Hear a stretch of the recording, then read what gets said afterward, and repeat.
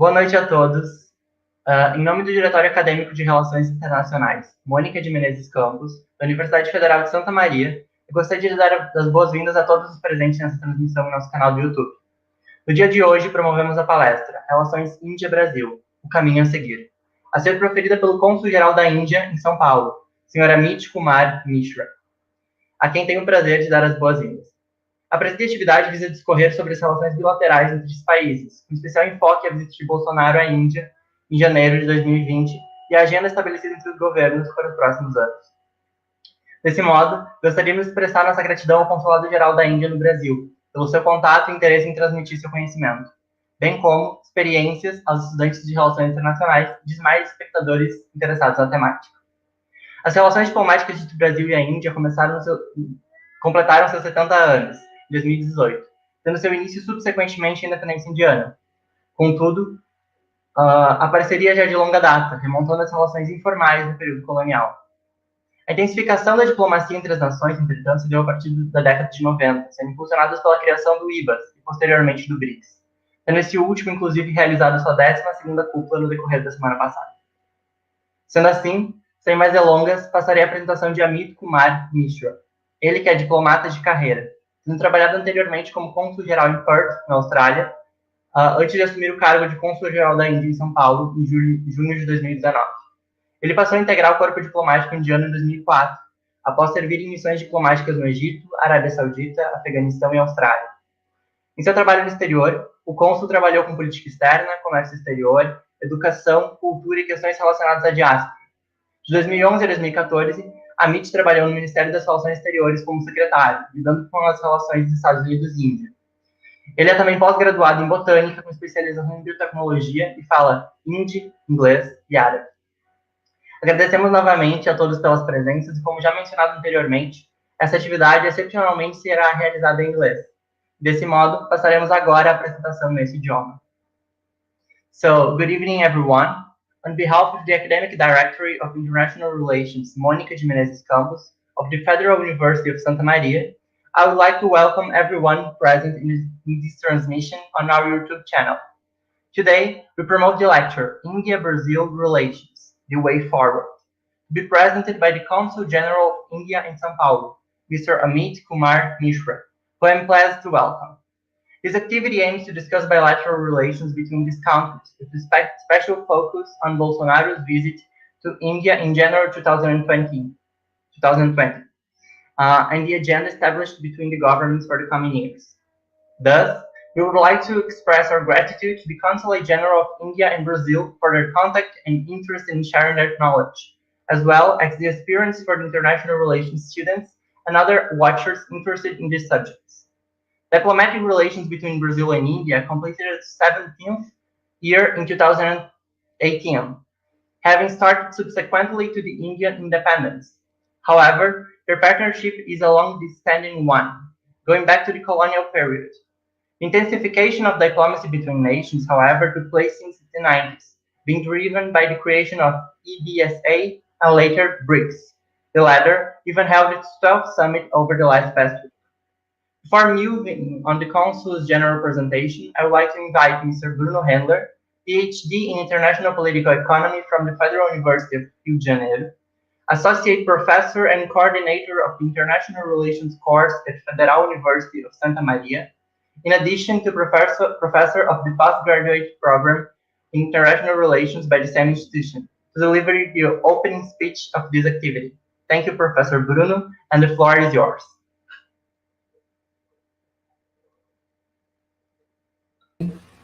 Obrigado, Douglas. Thank you, Douglas and Ari, for the invitation.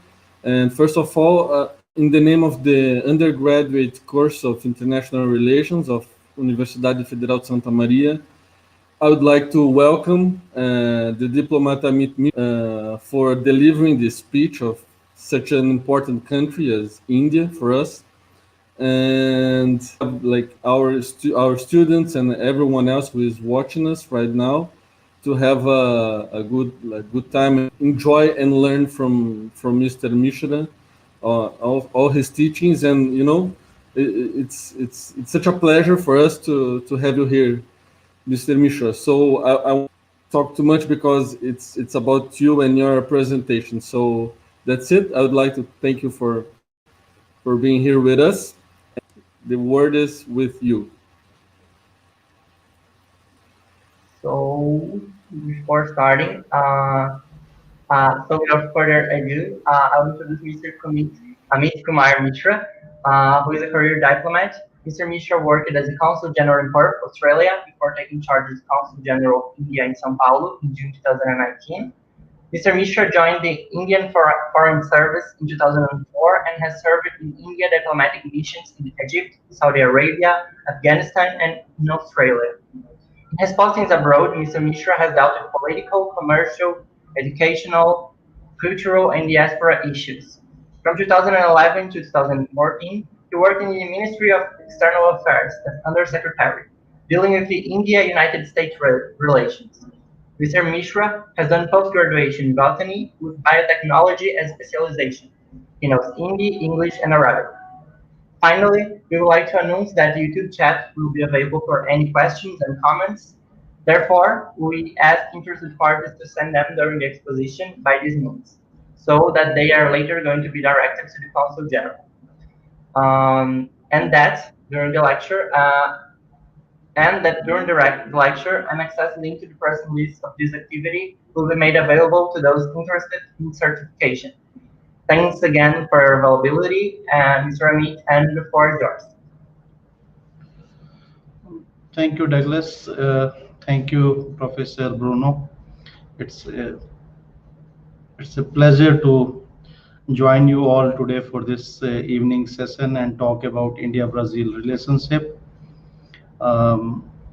India and Brazil are two very important countries if you look at the global scene of whether it's be diplomacy, whether be it's economics, whether be it's climate change, anything that you can think of as a part of how you describe a nation. We are two big countries, population-wise, area-wise. We in a way dominate the geography that we are located in. India in South Asia as well as Brazil in Latin America. And what India and Brazil do and decide and how they act has a lot of impact on how world deals with any of these issues. It can be climate change, it can be economic issues concerning a developing world, or it could be in current context how we deal with COVID has a lot of impact how world deals with this pandemic. In my presentation, I would briefly touch upon the President Bolsonaro's visit and how and why this visit was so important in terms of a milestone in bilateral relationship. And then I would speak a bit about India's economic growth and what kind of opportunities it offers for Brazilian companies and for bilateral trade and investment.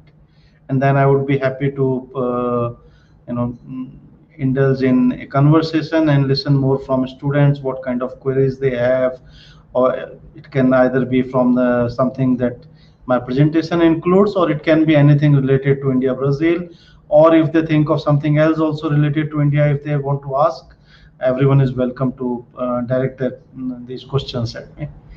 So I will go ahead with my presentation. Can we have the first slide, please?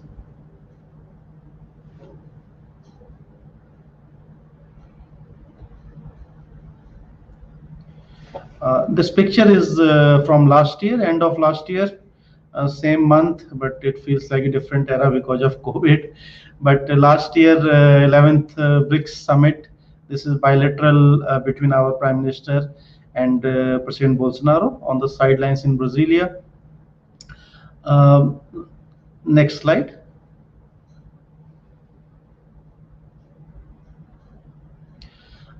This slide is just a reflection of how closely our leadership is interacting.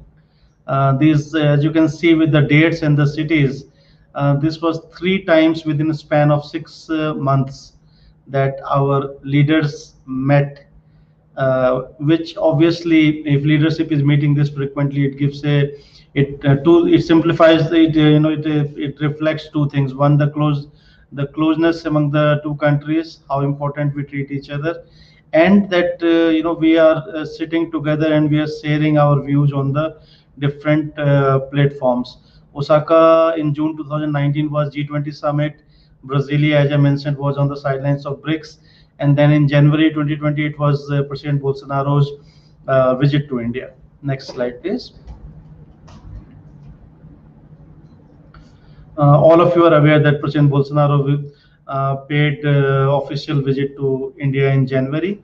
He was chief guest at our Republic Day parade, which is very high in terms of symbolism and diplomacy. The chief guest at our national parade, a lot of consideration goes into and inviting a leader from a country, and it's kind of honor from India. It's in India respecting the relationship with that country and valuing the leader of that country. And the visit itself was a milestone in the sense that a lot of agreements were signed covering diverse areas of cooperation between the two governments. And also there was largest ever business delegation accompanied President Bolsonaro, which was very timely in bringing the focus back on the economic and commercial relationship between the two countries. Next slide, please.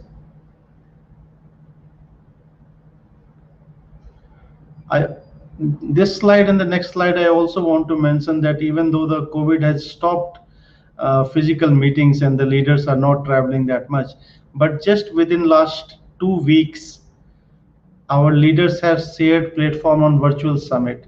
This was 12th BRICS summit on 17th of November, and the next slide is of G20 summit. Next slide, please.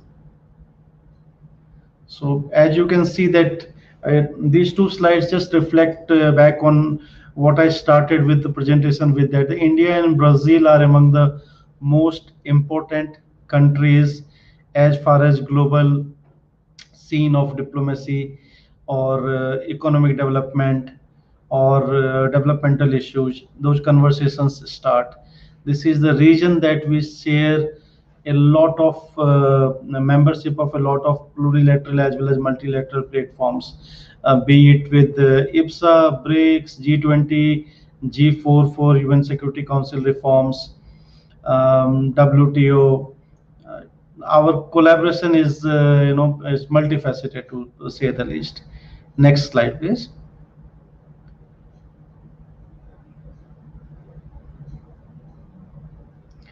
Coming back to President Bolsonaro's visit, during the visit, two governments finalized a action plan focusing on 6 group of issues. As you can see, there are very diverse issues, from political coordination, political and strategic issues, to defense and security, trade and commerce, investments, agriculture, and on one of the pillars, science and technology, environment, health cooperation, consular issues, culture and education. Next slide, please.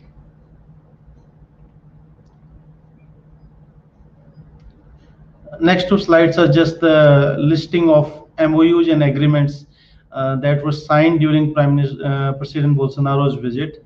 As you can see, these are very diverse issues, ranging from investment cooperation, MOU between the investment promotion agencies, to social security or legal assistance between criminal matters, or a program for science and technology cooperation, animal husbandry, cyber security. And next slide, please. Biofuels, energy, conventional energy, health and medicine, not only modern one, but also traditional system of medicine, cultural exchange program. This gives you an idea that the two countries are not focused. The collaboration between government to government is not focused on a select 1, 2, or 3 subjects or matters or sectors. That may be the case with some of the bilateral relationships Brazil may have, or some of the bilateral relationship that India may have. Between India and Brazil, we are touching commercial issues. We are touching what is the matters in terms of political and strategic issue at global level. We are touching on the areas where we realize that Brazil has a lead and we have a lot to learn from Brazil, like bioenergy and biofuels. And similarly, on the traditional system of medicines like Ayurveda, India has the lead and Brazil recognizes that. Next slide, please. This slide again reflects back to what I have already mentioned here. Two large democracies, we are leaders in our own respective continents. What we say, what we do matters a lot in shaping international agenda. That's the reason that we have a very strong and robust and regular conversation between our leadership, and we coordinate our position, and that is reflected in how the agenda is set up on global stage. Next slide. This one reflects some of our core strengths on economic side. Next slide. This slide I want you to focus a bit. One of the areas that is lagging behind in bilateral relationship, as I mentioned, we are very strong and we have very strong cooperation, regular dialogue between our governments at the political level, but the trade relationship is not reflecting that. You look at the size of two economies. India is about $3 trillion. Brazil is about $2 trillion. Combined, we have $5 trillion of economy, but the bilateral trade is only 7 billion, which is really, really low. If you look at Brazil's trade with US, Brazil's trade with China, Brazil trade with some of European countries. Similarly, India's trade with the same group of countries. So we have not explored each other in Brazilian companies have not looked at Indian market in that with that seriousness that it deserves. And similarly, from Indian side also, we can probably do a lot in on trade side. And the current trade is around $7 billion. In India's exports of 4 billion. Brazil exports around $3 billion worth of stuff. But if you look at the what we export, Brazil's exports is more on the commodity side, and Indian exports are more on the finished product sides. But that said, if you look at the list of companies, around 50 plus major companies from India are present in Brazil, while some select Brazilian companies are also present in India with big names like Marco Polo. It's a joint venture, which I will touch in the next slide. WEG is there, Stefanini. From Indian side, all major IT companies and more than 20 pharmaceutical companies are present in Brazil. Our Indian investment in Brazil is in excess of $6 billion. Next slide, please. This is just some potential areas of cooperation as we see at the consulate and embassy, and where we actively try to explore collaboration between our private sectors. In agriculture and food processing, we do realize how Brazil quickly has, over last 10-15 years, changed from a net food importer to a major, probably second largest exporter of agri products and finished products. In India, India is self-reliant in agriculture, but we don't add much value to what we produce.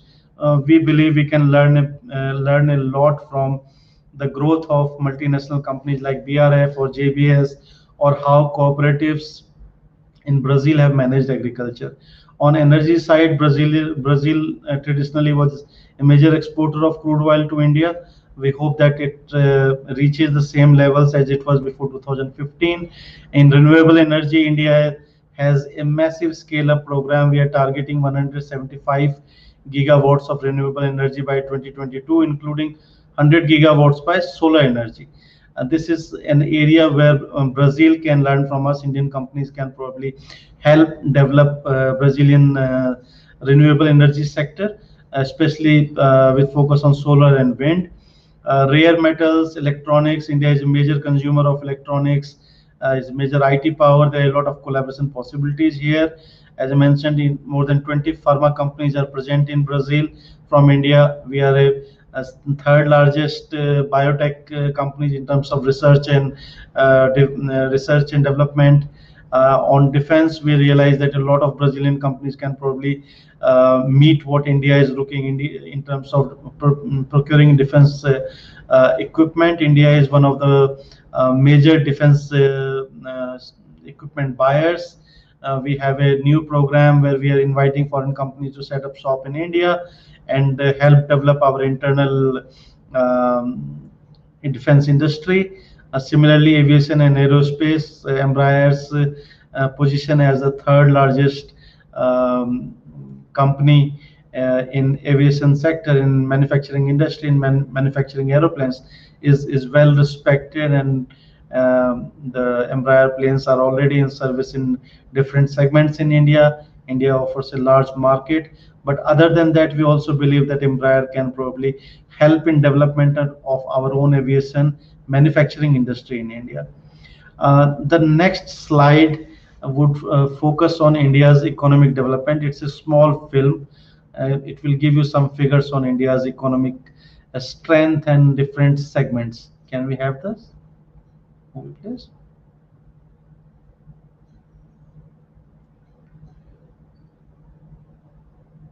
Can we add some volume, if possible?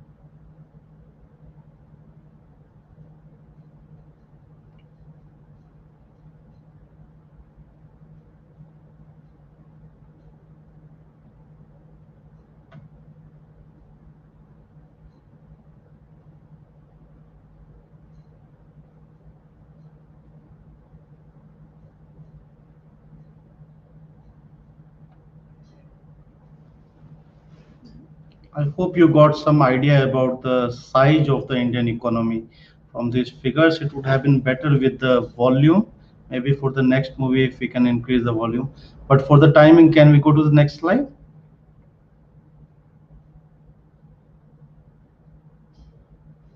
This one just reflects the change in India's business atmosphere. Business atmosphere means when we are inviting foreign companies to come to India, we have made it in a mission mode to make it easy for foreign companies to do business in India. As you can see, we have gone from 142th rank in 2014 to 63 rank in 2019 in World Bank's report of ease of doing business.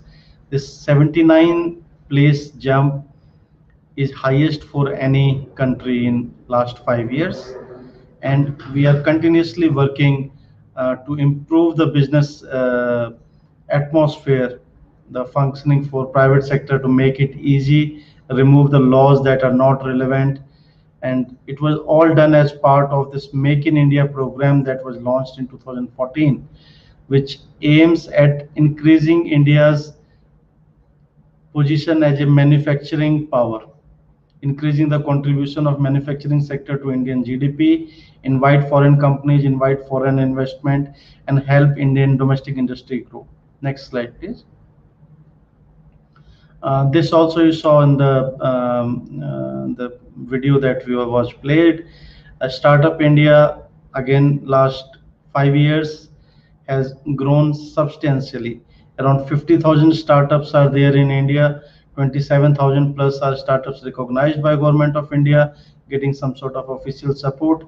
But what I want to emphasize is that have a look at the map. These startups are coming from not only from the major cities, they're coming from all over India, from tier 2, tier 3 cities, and they're creating a lot of new employment. We believe that this growth of startups and the digital side of India is going to power the growth of India in next 1 or 2 decades. Now, next few slides, I'm going to focus on the COVID and pharma sector, how Indian pharma sector has grown and has risen up to the challenge of COVID management. To give you an idea about the strength of Indian industry, I'm taking pharma as an example here. In this slide, as you see that India's recovery rate has gone very high. From the slide covers the numbers of cases and the number of deaths and the number of people infected from March till November. So when you look at the overall figure and you listen in to news reports of 9 million figures in India, please bear in mind that 93% of these people have recovered. The recovery rate in India for COVID is among the highest in the world. Similarly, the death rate, the mortality rate is also among the lowest in the world. To give you an idea, the death per million in India is almost 10 times less than what death rate was there in European countries, or for that matter, Brazil and United States. So we have managed coronavirus very well, given the state of our limitations of our health infrastructure, the high density population, and all sorts of limitations that a developing country has in facing such an epidemic. Next slide, please. Despite our own challenges during the COVID-19 pandemic this whole year from March till now, and the limitations of global aviation traffic stopping, Indian pharma industry supplied medicines to more than 150 countries, overcoming the limitations, logistical challenges. This included Brazil. These medicines were either gifted by Indian government or they were sent as on commercial deals. But it reflected that if there is such a challenge where the supply chains are disrupted, Indian industry can increase its production to meet the global requirement. To give you an idea, at the start of this pandemic, India was dependent on ventilator import, but today India manufactures 1,000 ventilators every day. We are exporting them. Similarly, we were not manufacturing any PPEs. Now India is the second largest manufacturer of personal protection equipment. We are exporting it to all over the world. We have started producing testing kits. We are doing 1 million tests every day. We are exporting these testing kits to the world. Similarly, we are at the forefront of vaccine development. So the whole industry, all aspects of it, ranging from testing to prevention to management to vaccine development, the Indian industry has been able to scale up and meet this unforeseen challenge. Next slide. Again, this is about the sending medical supplies to all over the world. Next slide. This is our Prime Minister who assured at the UN General Assembly that India will ensure that each country has its own share in the coronavirus vaccine whenever it's developed and is made available. no country should be left behind because of being a small country or a developing country or for lack of money. India will ensure that each and every country in the world has sufficient number of COVID vaccines. We can say this with confidence because India manufactures 60% of global vaccines, and the vaccine manufacturing infrastructure in India is very strong. And that industry, as I said, that we have scaled up the industry before to manufacture medicines. We believe we can do this for vaccines also and make it available at rates also which is affordable by poor countries. Next slide. The same statement by Prime Minister being covered by local media. Next slide. This is why I was saying that the world considers India as the pharmacy of the world. Look at the cost of COVID-19 vaccine. Pfizer and others, we are ranging from 15 to 30 to $40 per dose, when we are not very sure how many doses these individual vaccines would be required. But the vaccine that is being developed in India and manufactured in India, it's the Serum Institute of India is world's largest vaccine manufacturer. It is in partnership with the Oxford University and AstraZeneca. So this vaccine will cost around $3 to $4 for Indian government and for the public procurement. Next slide, please. What I was saying about India accounts for 60% of global vaccine production. Next slide. These are some Indian vaccines which are at advanced stage. These are indigenous vaccine. These are not where any other foreign company or research group is involved. We believe two of them are in third phase trial. We believe it should be available, be completed by end of February. These will be produced and at a very cheap rate and should be made available all over the world. Next slide. So the previous slides, I just used the pharmaceutical industry to underline the strength of Indian industry and how it can increase its production. It has the confidence that it can not only meet requirement of India, and that's 1.4 billion people, but also increase its capacity and production to meet the global requirements.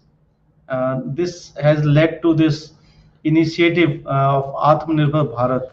Atmanirbhar India means it's a Hindi word. Literally translated in English, it would mean self-reliant India. So we believe that we can be global source for many industries, and we can be a reliable partner for all countries across the world, as we were able to provide high volume of hydroxychloroquine or paracetamol tablets for COVID management, including to Brazil. We can do so in many other industries. So the government has used this crisis in pushing down more reforms, opening up of Indian economy, inviting more foreign investment, as you can see in the next slide.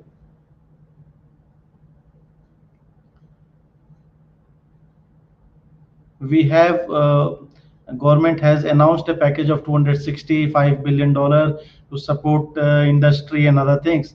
But as you see, they're ranging from food processing, food products, to defense sector, to pharmaceutical. We have reformed, in the sense we have opened up further the Indian economy for investment by foreign companies. It all has happened during the pandemic period.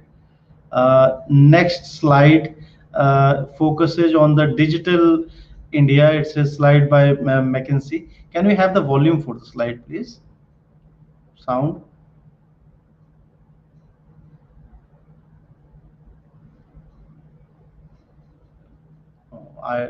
I don't think I'm not able to hear. But let's have a look. It has the Portuguese subtitles. It will give you some idea about the how much digital transformation is taking in place in India.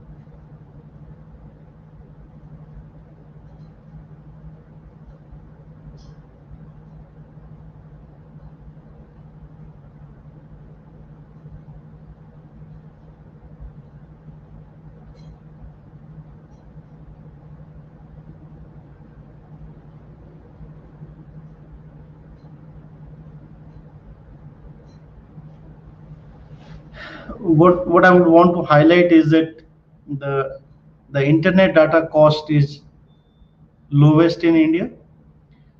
The smartphone penetration is increasing every day. The number of smartphone owners has doubled in last 4 years. Now more than 400 million people have smartphones, which helps them smartphone with cheap internet.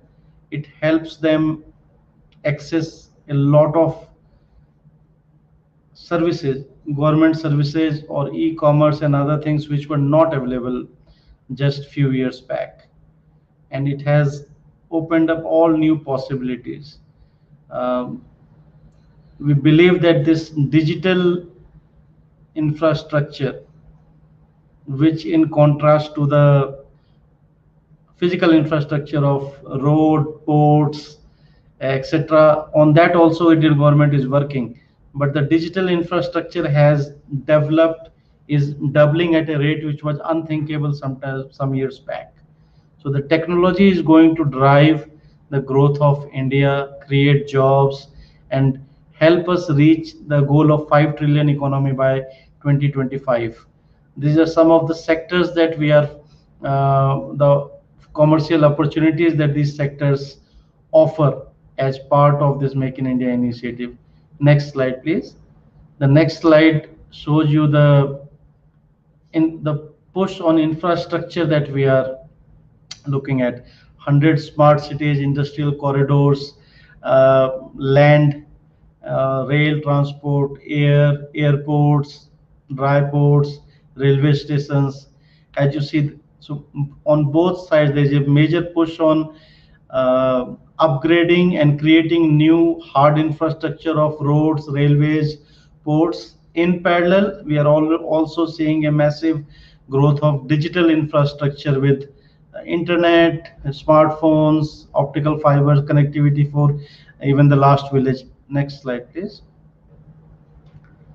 So I've talked about the Indian economy size, what we are targeting and what opportunities it offers. This slide shows the pictures and the success of 3 major Brazilian companies who decided to base their operations, establish a manufacturing facility in India. The first one is Tata Marco Polo bus manufacturing plant, which is the largest manufacturing plant for buses in the world. It produces around 10 to 12,000 buses a year. They are exporting buses to Africa and other parts of world from India. Second one is WAG. All of you are aware about the WAG. It does not need an introduction. Like Embraer is a success story for Brazilian entrepreneurship. WAG has established electronic motor manufacturing plant. Now they are just today only we were told that WAG has constructed or has manufactured a 4 megawatt motor, which is highest capacity motor in the company's history, specifically for India. And they are looking at massive expansion in the field of wind turbines and wind energy related motors and other things. So we'll see a good expansion of WAG infrastructure in India. From India, WAG exports to more than 35 countries. Then you have Perth, which manufactures green ATMs in India. Again, all three of them success stories of Brazilian companies manufacturing in India to meet Indian economy requirement, as well as using India as the base for exports to different countries. So this is what we are looking at, and this is where we believe that it offers a lot of opportunity for Brazilian companies to benefit from India's market, which will be world's second largest economy in next 20-30 years. It will have world's largest middle class, a middle class which income is growing, which is willing to spend more.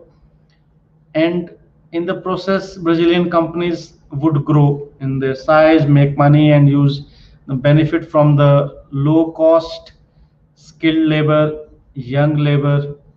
And on the similar lines, in my slide I showed that we already have 50 plus companies from India participating in Brazil, big in terms of in infrastructure, power transmission, hospitality, agrochemicals. Some of these companies have more business in Brazil than their parent company in India. So we believe that it's a win-win situation for both countries, and ambitiously we are targeting now doubling of trade in next 2 years. We will see whether we are able to do it despite the impact of COVID pandemic. But we are very hopeful that with the visit of President Bolsonaro and the renewed focus on the bilateral relationship, the disruption of the global supply chains due to COVID, it's all an opportunity where Brazilian and Indian businesses are more keen to look at each other, both for trade and also for investment on both sides. In the process, the bilateral trade and investment should grow and probably come at a level which should reflect our strong political relationship and also reflect the potential that we have as two largest economies in the world. I will stop here only, and I look forward to your questions on the issues that I might have touched on Indian economy and the bilateral relationship, potential for the commercial relationship between the two countries, or any other matter pertaining to India, Brazil that you think of, you want to ask. Thanks a lot.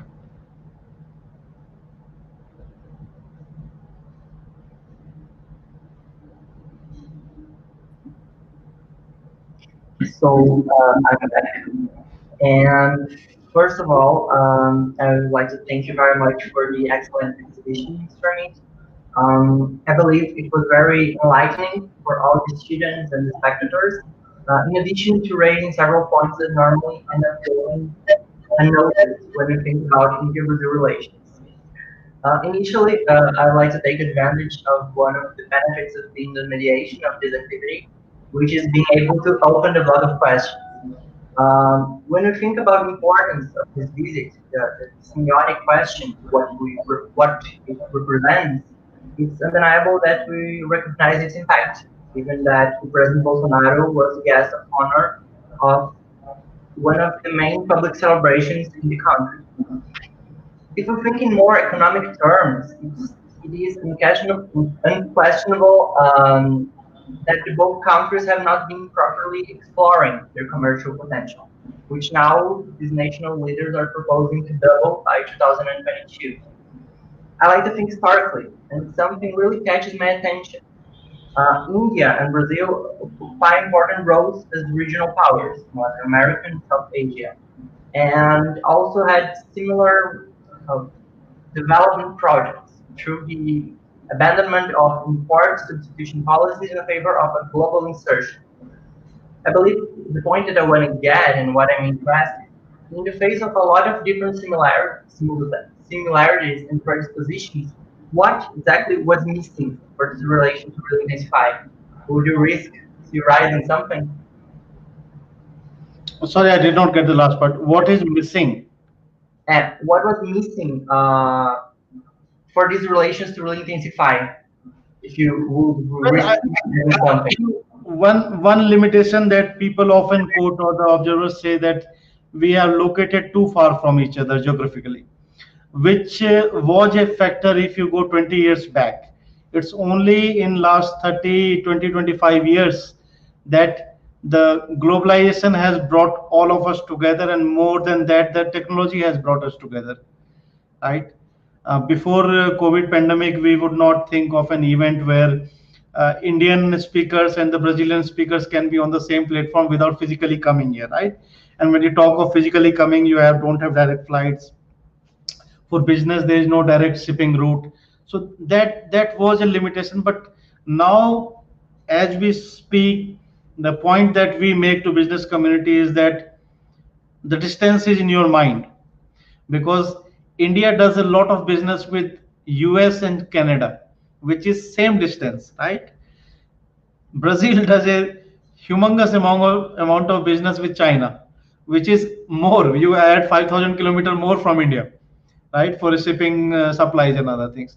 So we had instances of you look at engagement. Governments can only give direction to the business community. Our business community, one good example, let me quote, is in 1990s, due to Brazilian challenge and Brazilian spending on the health, Brazil's health minister went to India. He invited Indian pharma companies to come to Brazil and said that the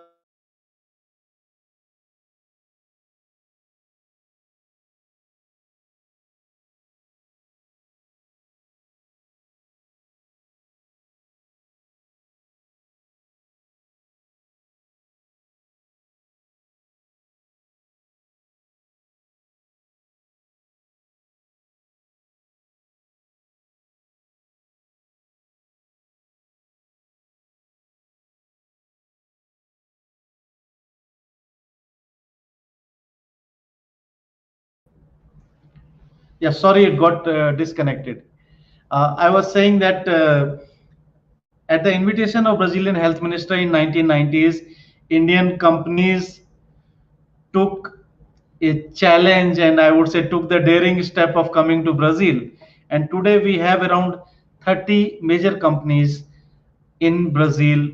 10% of all generics drug market in Brazil is from India. We export around $400 million worth of uh, medicines from India. So I would credit that it was the long far-sightedness of the Brazilian government in 1990s, who wanted to reduce their public spending that they incur on the public health system. So similarly, the political leadership or the visits like President Bolsonaro's visit, it gives a push, it gives a momentum. But in case of India and Brazil, we are not like China. They're not they're not government driven businesses. It's a private company. This side, it's a private company. On the other side, we can make them look at the market, but they will do business if they are interested and they can make money. So we will have to be patient for them to explore this market. Before they were not doing it, but because of the visit, and I would say more than that, in recent times, as at consulate, we have felt that because of the disruption caused by COVID, no country wants to rely on any one export market, and no country wants to rely on one sourcing market also. It goes both ways. So people want to have a plus option, because nobody thought this kind of disruption can happen ever in our lifetime. We thought that, okay, we are exporting 100% of, say, 100% of soybean from Brazil to a country X. Now you know it can be disrupted. So you would want to look at alternate. Similarly, for us, if we are sourcing something from Brazil, it can be disrupted. Do you want to look at an alternate partner? So it makes sense for us because we are too big of economies and we have a lot to offer to each other. Brazil is a major commodity player, be it in mining sector or be it crude oil and other things, which in India we are lacking. We are dependent a lot on imports. So there is a lot that businesses can do that and increase the trade. That's why the political leadership have given the target of doubling the trade, which is very ambitious. If you see only 2 years, but I believe leadership realizes that if business looks at it really strongly, they can. To give you an idea, the Marco Polo joint venture with Tata, it has produced 180,000 buses. They are running in each and every city in India. Each and every, whenever you go to India, pick any major road in any major city, in half an hour you would see a Marco Polo sign moving in front of you, right? This would not have been possible if Marco Polo, the number of buses is more than Marco Polo's production in entire world. What they have done with Tata itself in the joint venture. So possibilities are endless. I will take another example of Indian company. Indian company UPL is in the field of agrochemicals. It is now fourth largest player in Brazilian market. It makes more money in Brazil than it makes in India or it makes in US. So there are some stellar examples of before pandemic disrupted the hospitality sector. This Indian startup by name of Oyo.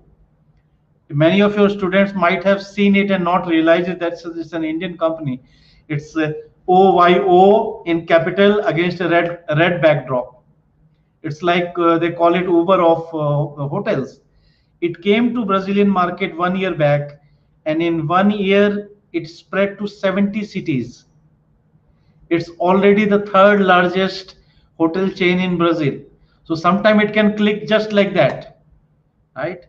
So as I said, possibilities are endless, but it's we can encourage, political leaders can encourage, but business will happen when it has to happen.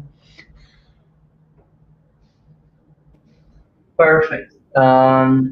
Thank you for your answer, and reminding those interested in asking questions that YouTube chat is available for this purpose. So if you like to the council to address any topic, you can still ask there.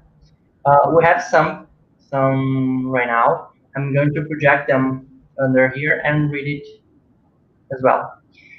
Cassio saying, thank you so much for your talk. I would like to know your opinion on how this narrowing of the relationship between Brazil and India will change your research focus of the students of international relations in Brazil. Well, one thing that we need to do and we need to address, and it partly answers what you asked as first question, is we have to increase the literacy. When I say literacy, we have to increase India literacy in Brazil, and we have to increase Brazil literacy in India.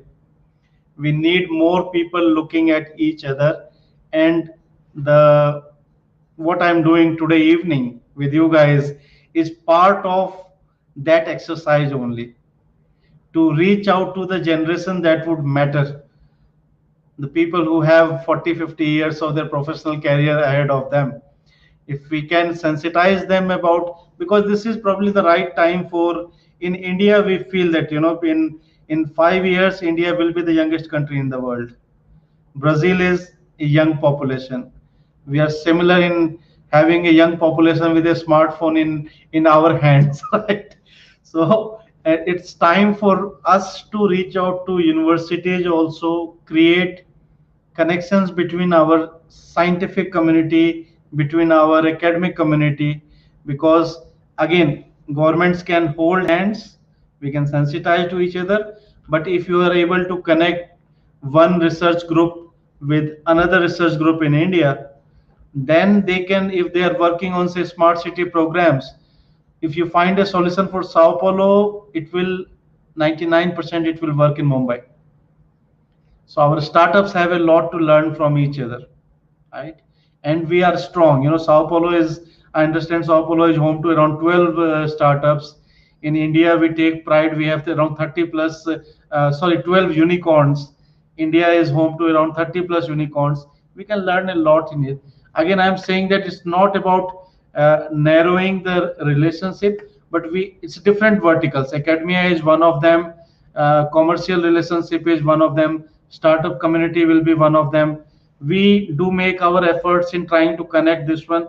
Just on 6th of November, the two governments agencies, Apex Brazil and Invest India, they launched something called Startup Innovation Bridge, connecting the startup communities from both sides. India has such relationship with startup community with only 5 countries. Brazil was 6th. So you can understand that that focus is helping both governments, and this whole background exercise was done despite 7 months of disruption by COVID. This was a follow-up of President Bolsonaro's visit from the two agencies. Similarly, on academic side, right now we are facilitating a lot of agreements, MOUs between the academic institutions on both sides. We had for the first time as consulate, we did a emerging India module at FGV in Sao Paulo Business School. So there are a lot of possibilities that we are doing it, and in the process we believe that some of you will become advocate of this relationship, and it's like amplifying what we want to do in our bilateral relationship. India and Brazil might be, it's very rare for two countries to not have any dispute, especially when you are big countries. If one is small and one is big, you're located in two different parts of the world, why would you have dispute? But if we are this big companies, our dispute is sugar prices, and that dispute results in Brazil trying to help India learn how to make use of ethanol, which we know we want to do it. We have our own targets. So even our disputes are leading to something in collaboration and in supporting our own growth. So when I say biofuel, President Bolsonaro went in January. There was a big focus on biofuel. We had an agreement. And then in follow-up, you have Sugarcane Association, UNICA. It visited India twice, in February, in March. So they were literally planning to go every month to help India's use of ethanol, that ecosystem grow up. So again, there are a lot of possibilities. Same thing is applicable if we are able to foster relationship between universities. You will be surprised or pleased to know that we are trying to test some traditional medicine, Ayurvedic solution to COVID. And these are clinical trials. So the Brazilian universities, Federal University of Sao Paulo, Federal University of Rio de Janeiro, they are part of the proposal of multi-country trial, clinical trial of Ayurvedic medicines against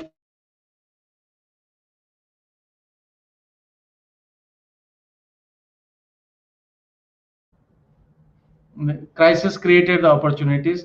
But we believe that once this crisis is over, we will see more of these exchanges between academic institutions, universities, and obviously that adds to our overall momentum of strengthening the relationship.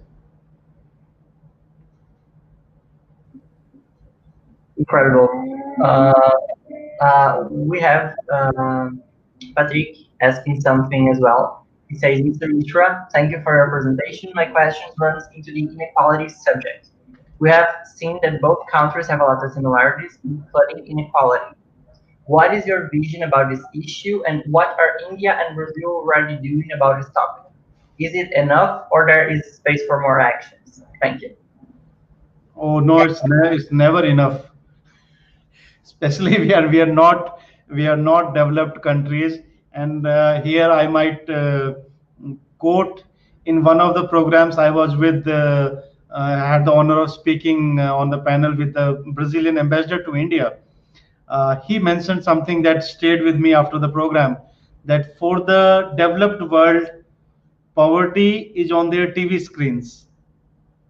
For India and Brazil, it's outside your window and the door.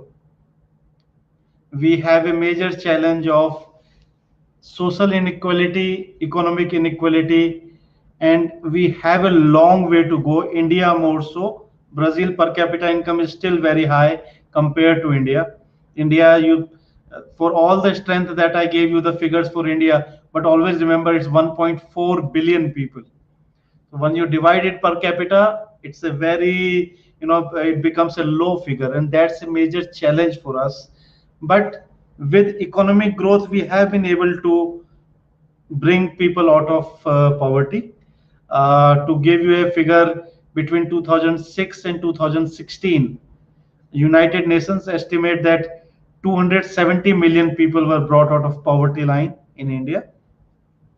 Right now we have a major push from government side for social development. But coming to your topic, what we are doing and what we can do together, my personal view is that technology is offering solutions today which were not possible few years back. That's why I put a lot of emphasis on the digital transformation. Okay, to give you an example, because of Corona, the patients visiting hospital that got affected.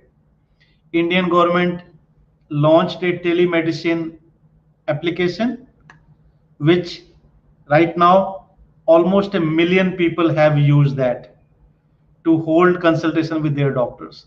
Now this thing, telemedicine, had a different understanding 10 years back. Nobody thought you will do it on your mobile. Okay, now this was Indian side. Now I will quote something that I experienced to my surprise today afternoon. I had a meeting with some senior officials from Albert Einstein Hospital. They showed me, and I tested it on myself. There is an AI driven application.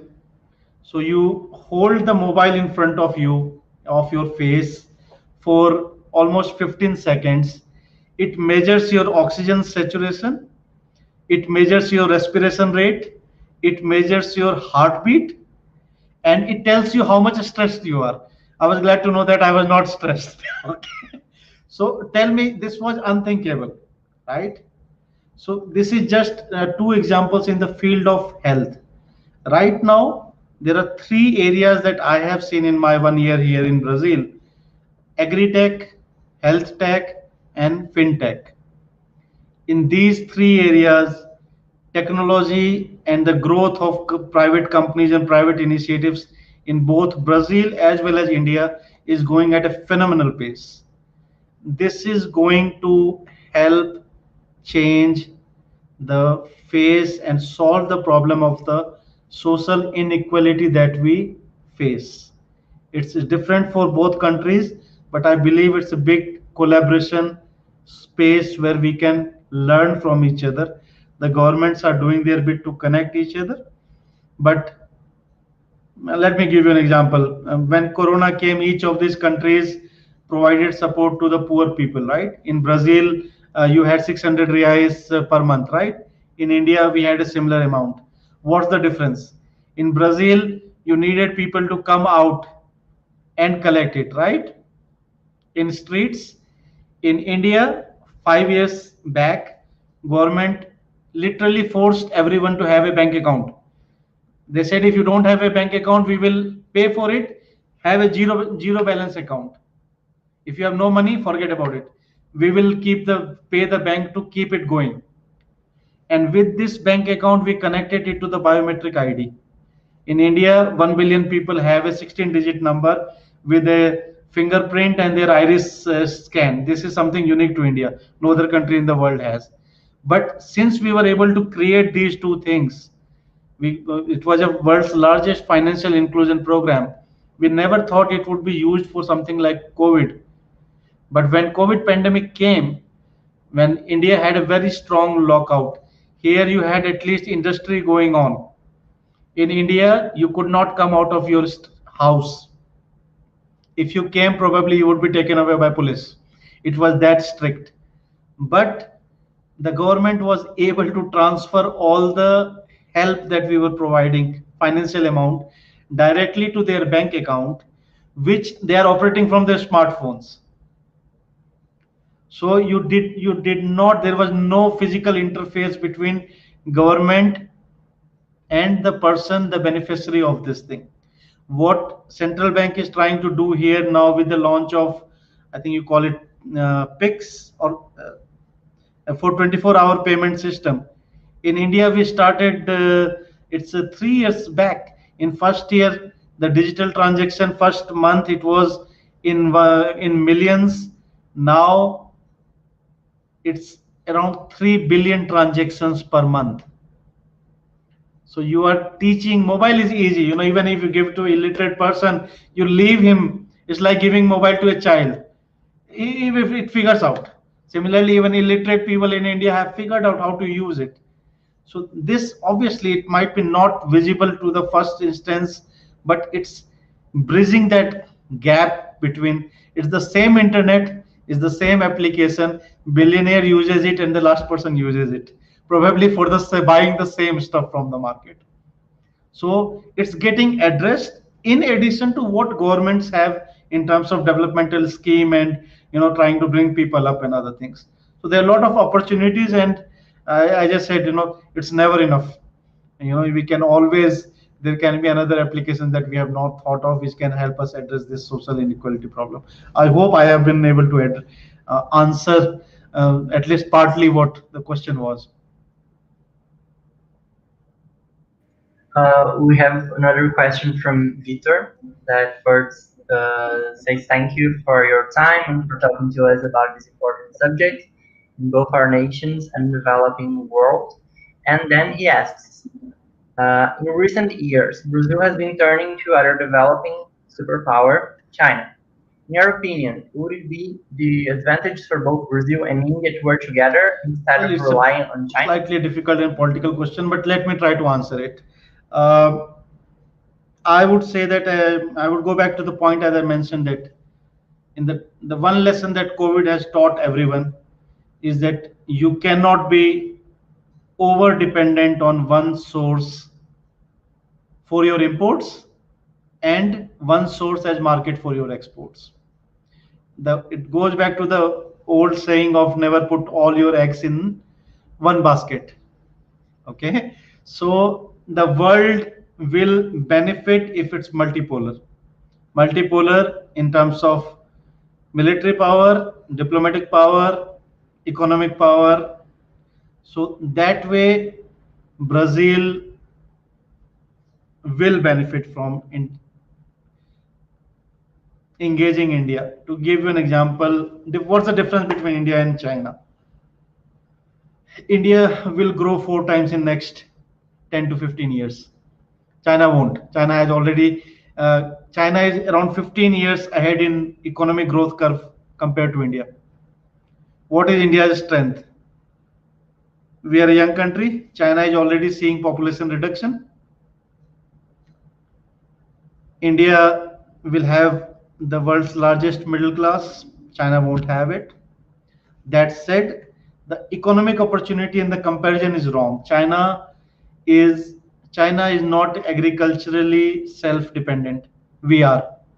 We will never import billions of dollars of soybean, or for that matter, any other agricultural product in that scale, because India produces all of it, right? So Indian growth will offer different opportunities to Brazilian companies in comparison to what China might do. I think we believe that, I personally believe we have a lot to offer on the digital and the technological side because of difference. China's growth has been manufacturing driven. There's a big cities, big infrastructure, highways, high-speed railways and other things. While we are trying to address that part in India now, you have to understand that in India, the services sector has been India's strength for a long time. We are known as an IT power, and now with penetration of digital technology, smartphone, if you make an app in India, in Brazil, you might get a chance to launch in India, but China would be difficult. Facebook cannot go to China, WhatsApp cannot go to China, Google cannot go to China. So the biggest market for all three and many other digital applications that I can mention is India. In India, it's not restrictive. We are not putting regulations. We are increasingly making it more open for foreign businesses to come, and in the process we are asking for is, can you establish your shop here in India, meet Indian demand and meet the demand of rest of the world also. So yeah, there are lots of benefits, but I would say that all said and done, and politics aside, the comparison between India and China are a bit unfair, because China is 5 times bigger in economic size in India. We are just, they started opening up economy in 79, while India started in 1991. So it will be a different growth curve. It might not match dollar to dollar when Brazil is looking in trade, but obviously if you engage India, you are not putting your all eggs in one basket.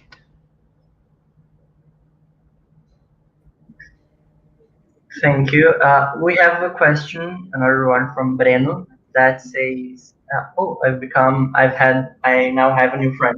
As our friend asked that Brazil and India have a lot of similarities, I would like to ask about the environmental position of Indian population in government. First of all, thanks for the lecture. Well, my pleasure, Bruno.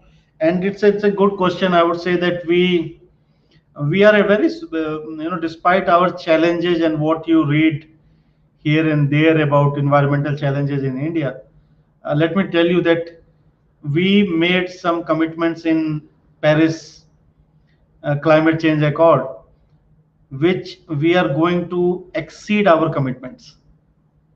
We are on way to exceed our commitments which we made despite our challenges of development. To give you an idea, in 2014, India had 2 gigawatts of solar energy installation. 2 gigawatts. We targeted between 2014 to 2022 a scale up of 50 times. We are targeting 100 gigawatts by 2022. As we speak, we have gone from 2 gigawatts to 34 gigawatts. That gives you an idea. For the first time last year in India, the investment in renewable energy was more than the investment in the coal and other sectors. That said, coal and others will continue to provide some support in terms of energy production capacity. But as we speak, we are online and probably exceed our target of 175 gigawatts by 2022. Prime Minister has gone for a very ambitious one. We are now targeting 450 gigawatts of renewable energy, and that would be around 40% of total energy production in India by 2030. Similarly, last 6 years, despite all the limitations, we have been able to increase our forest cover in India, which you would believe is not easy. Everywhere you would see the news that the forest cover has gone down. It's not about forest. We have been able to double the population of tigers that we have in India. So the government programs are being successful in this regard. I will add one more example from government developmental schemes that might help you understand the scale of change in India and how government is contributing to. There was an estimate that about 500,000 women used to die in India every year because of unclean fuel.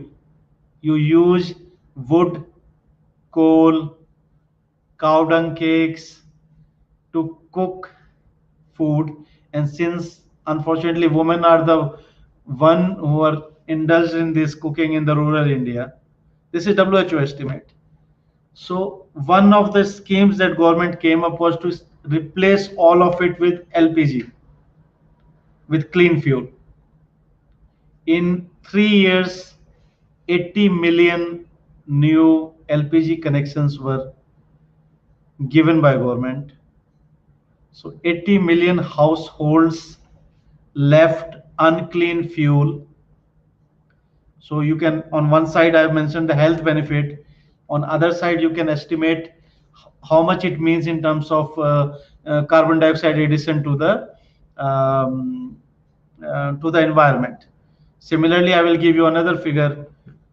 The government decided to change all public lights with LED. In fact, there is a website where you can go and check how many LEDs we have changed. There is a public street lighting and other places, but there is also a component where you can bring your ordinary light bulb and give it deposit at a government store and collect an LED and take home. We are targeting 750 million bulbs to be changed. That means something like 32 million tons of carbon dioxide annually that we would be saving in terms of emissions. So there's just two schemes that I'm mentioning. Multiple schemes are on between private initiatives and the government initiatives, and we believe that we environmentally we are doing well. Let me put it like that. We will meet our targets. Perfect. I have another question from Patrick that asks about, here the question. Mr. Mishra, what is your opinion about the BRICS situation nowadays? Is it still important organism? Yeah, definitely. It's an important organism. It's alive and it's kicking. It has a lot of value. BRICS was never perceived to be a political or political entity. If you say the origin itself came from the growth of the economies, we collaborate a lot. Let me give you an idea about the extent of collaboration under BRICS. There are 17 ministerial meetings at the minister level, and there are more than 100 events that are organized every year. The proposal that I was mentioning about the use of Ayurveda medicine against COVID, it has been filed under BRICS collaboration proposal.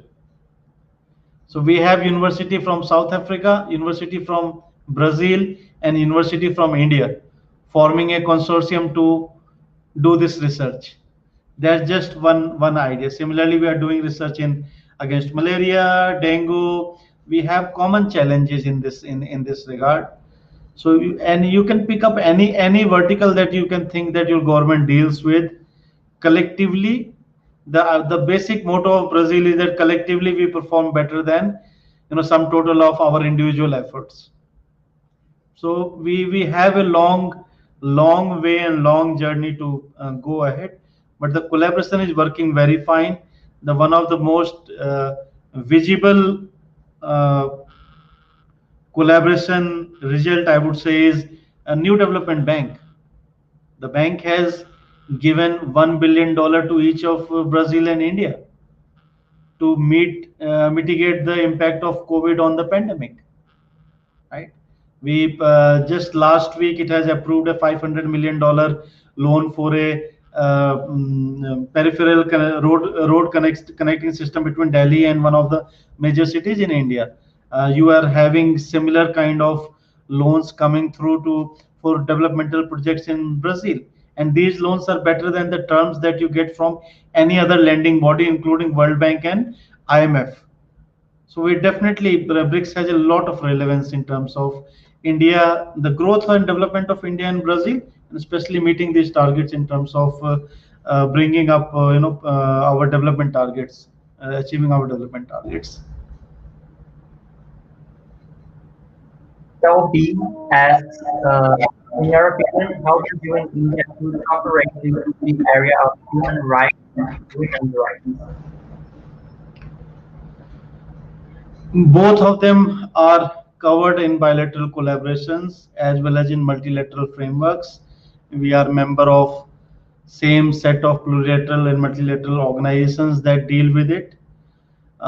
It's part of government functioning, dialogue, And besides government, we have a very, I would say, robust dialogue between our civil society. That said, much more can be done on the civil society front. It's a challenge that would say I would becomes a challenge in terms of again awareness about it. We do try to, when someone reaches out, we do try to connect them with their counterparts in India. But in both these fields, I think more can be done by the civil society part, because governments can do a limited bit only. There's I'll give an idea. There's last when the BRICS meeting was held in Brasilia, BRICS Women Business Forum was launched as a separate forum than BRICS Business Forum, recognizing that there is a separate section which needs, and the women entrepreneurs would have a different perspective and would have better solutions for struggling and bringing other women up in business, which maybe if there are all male business guys in the room, they might not have that perspective. So that work is on. Similarly, fair amount of emphasis is given that proposals like a Young Scientist Award under BRICS and other places, these incorporate a balance between the both genders. So a lot of work is going on, but again, much more can be done. We should not never forget that our size is very huge. You have 200 million. We are talking combined. We are talking 1.5 billion people. We are talking about 1/5 of humanity. So we will never reach a stage where you can say, oh, okay, in this field everything has been done and we are at the finish line. but efforts are definitely on by government side and the private players also. We have just 2 more questions. The next one is from Cássio. Cássio says that it's not the theme of the conversation, but India is one of the most vegetarian countries in the world. With the new perspective of vegetarianism became trend, what do you think about this relation with Brazil, who's also a top 10 vegetarian country, and how this could change the business with Brazil? Well, it's an interesting question. I must confess that I'm not a vegetarian, and the India's image as a vegetarian country is no, it's absolute number of people definitely, but are vegetarians in majority in India? No. There are only 2-3 states where you will find that the majority of population is vegetarian. But for rest of the states, people consume fish, chicken, seafood. So it's not as common as you would like to believe sitting here in Brazil. That said, a lot of people in Brazil have fascination or interest in India because of its culture and spiritual and philosophical connection, much more than what I could have thought when before coming to Brazil. Here you have a lot of people who travel only to India because it's the land of yoga, it's the land of Ayurveda, it's a land of religions which recommend vegetarianism and other things. But in India, it's not a major trend. Let me put it like this: you can find some states in western India, state of Gujarat and Rajasthan. But then you can find a state where almost everyone is non-vegetarian.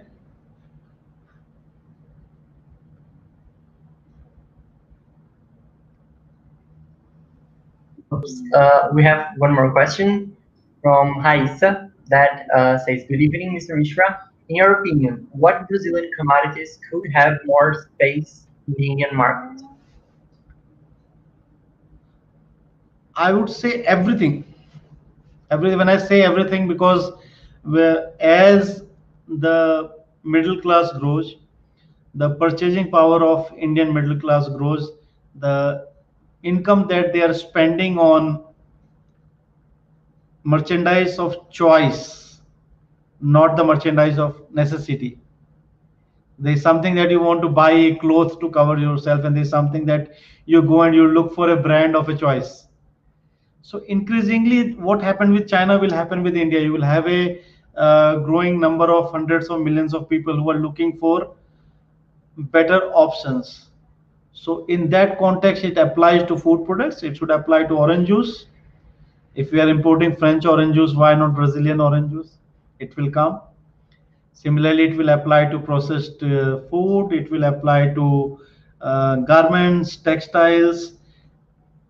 You think of whatever Brazil is manufacturing and exporting. Forget the leave the leave the primary product part.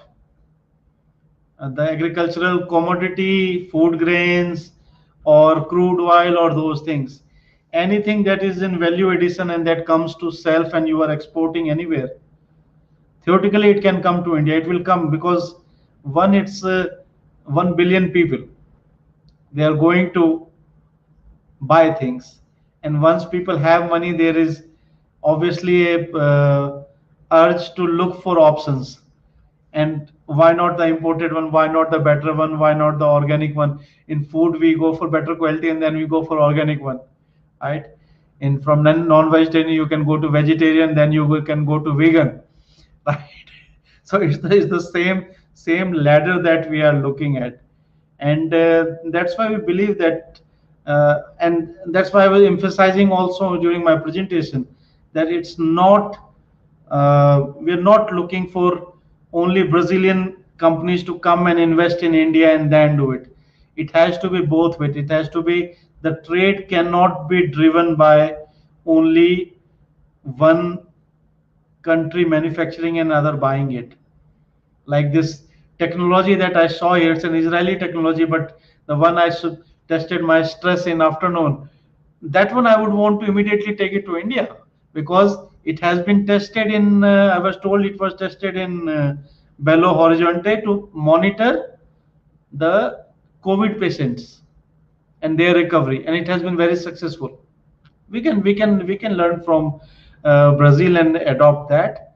Similarly, you can learn from Indian experience. And so theoretically, again, I'm sorry if the answer is not very precise, but I would believe each and every consumer product that Brazilians are consuming, it has a market in India. I've been told that I've skipped the question, so I'm going to get back to now. We have one more. That's another question from Patrick that asks, Mr. Mishra, in your opinion, why the bilateral trade between both countries is relatively low? If we observe the size of Brazil and India's economies, what should be done to improve the investments? I wish I had a magic answer to that, both for the reason why it's low and also what can be done. As I said, that why it's low, probably we have not, our business community has not paid enough attention to each other. When we look at figures, our export to Brazil is more than many countries in neighborhood, that we automatically presume in our conscience that, okay, Cambodia is nearby, Indonesia is nearby, so we may be exporting to Indonesia more than Brazil. But when you look at figures, then you realize, no, it's wrong, right?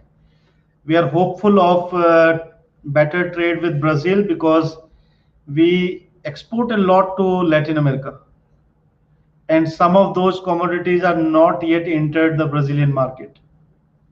Latin America is a major export market for our two-wheelers, three-wheelers. I see no reason why we should not be able to do that for export in Brazil, right? Why our companies cannot come and establish manufacturing factories here, right?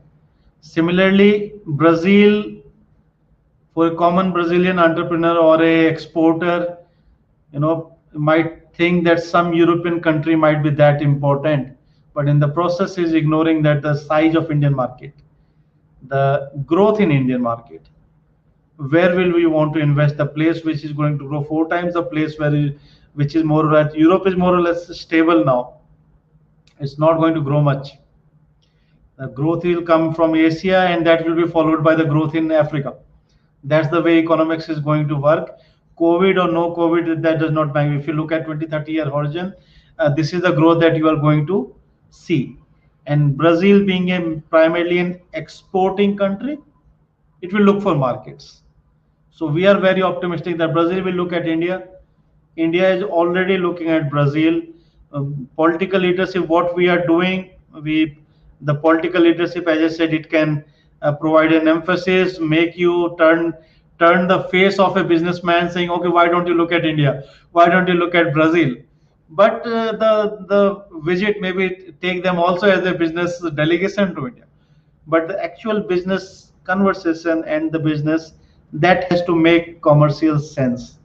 If it does not make commercial sense, if a Brazilian businessman gets something cheaper from China than India, you can't force them to buy from India.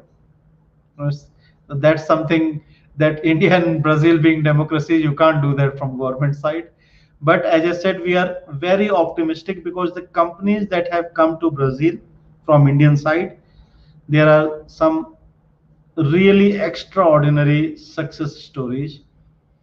And from Brazilian side, not that much in number, but there are big success stories in India.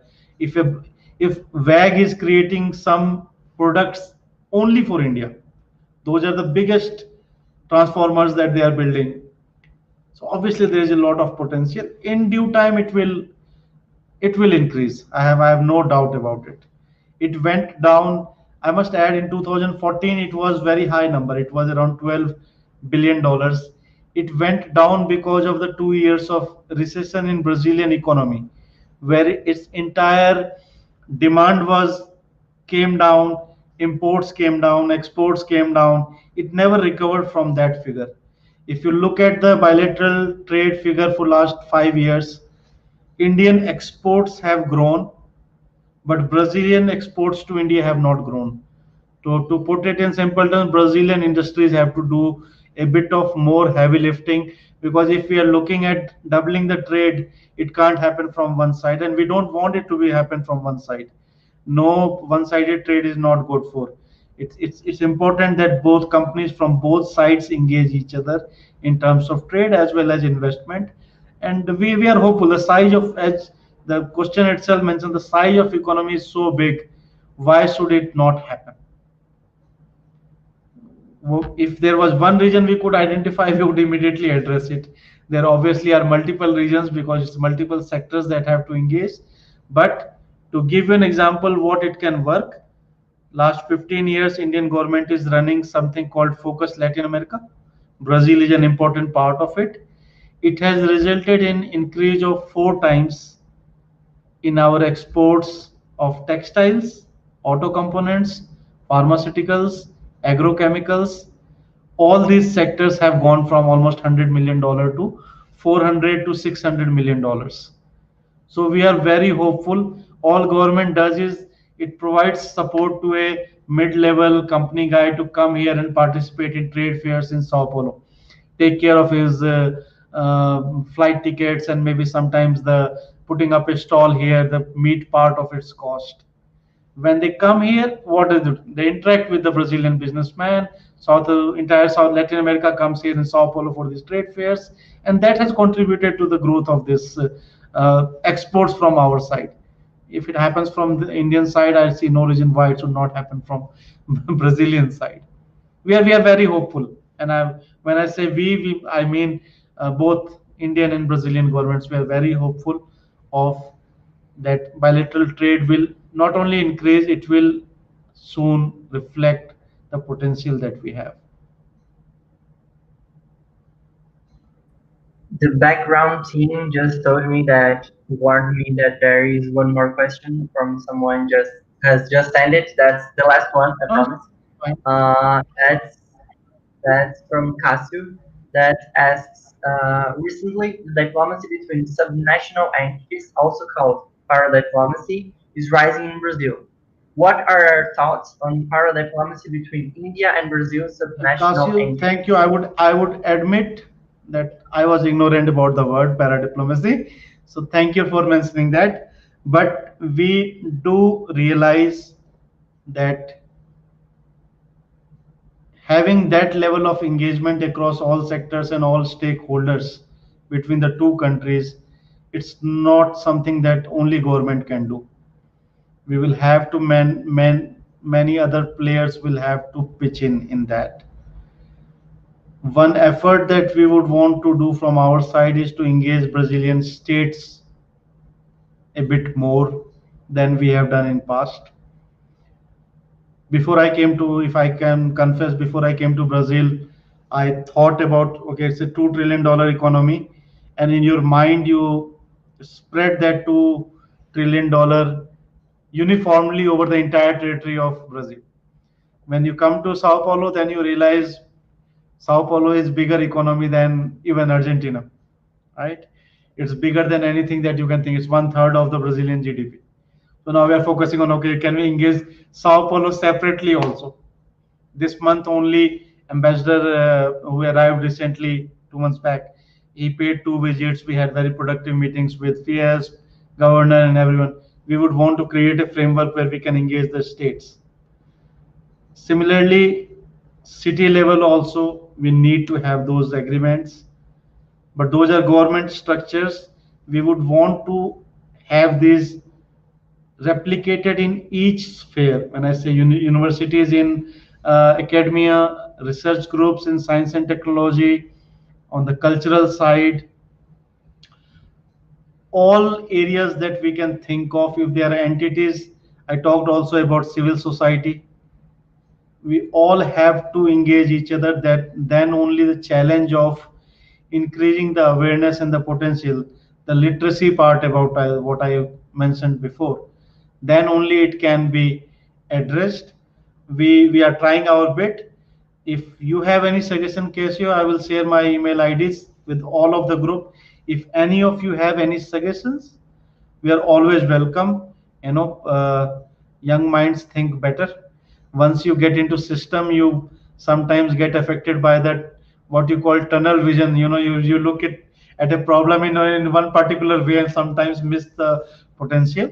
We would welcome suggestions from all of your students of international relations. You might have ideas which probably I can help materialize and then claim it as my own success. So I would welcome those ideas from you, please.